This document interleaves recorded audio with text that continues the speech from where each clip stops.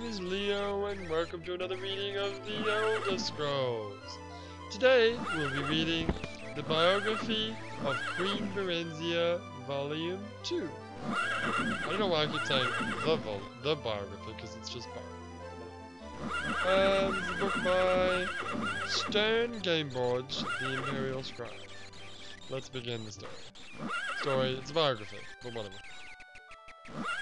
The first volume of this series told the story of Barenziah's origin, heiress of the throne of Mournhold, until her father king rebelled against his excellency TES Septim and brought ruin to the province of Morrowind. Due to the benevolence of the emperor, the child Barenziah was not destroyed with her parents, but reared by the Baron Sven of Blackmoor. She grew beautiful, pious, and trusting in his care.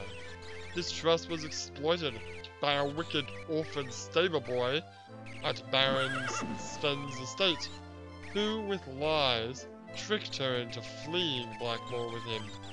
After many adventures on the road, they settled in Riften, a Skyrim city on the border of Morrowind. The stable boy Straw was not altogether evil.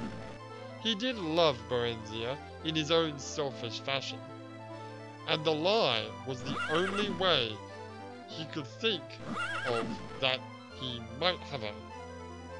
She, of course, felt only friendship for him, but he was hopeful that he could change her mind, that she would change her mind. You can do this. He wanted to buy a small farm and settle down in marriage, but his earnings were barely enough to feed and shelter them.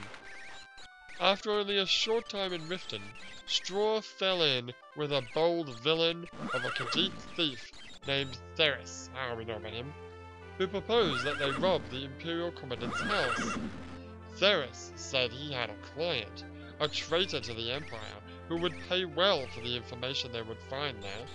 Barenziah happened to overhear this plan and was appalled. She stole from their rooms and walked the streets of Riften in desperation, torn between loyalty to the Emperor and to her friend.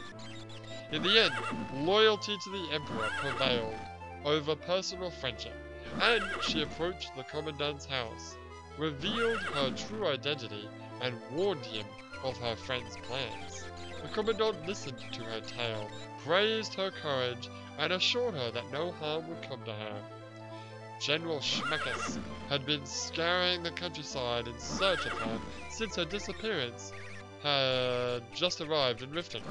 Wait, hang on. General Schmeckes had been scouring the countryside in search of her since her disappearance. Okay. And had just arrived in Riften. Hot in pursuit. Yeah, that must be.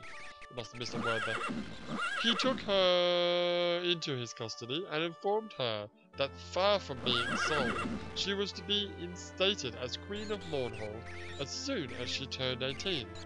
Until that time, she was to live with the Imperial family in the new Imperial City, where she would learn something of Imperial government and make the acquaintance of people of importance. And so it came to pass. In the Imperial City, Barenziah became great friends with TES Septim during the last years of his reign. TES' heir, Pelagius, also came to love her as a sister.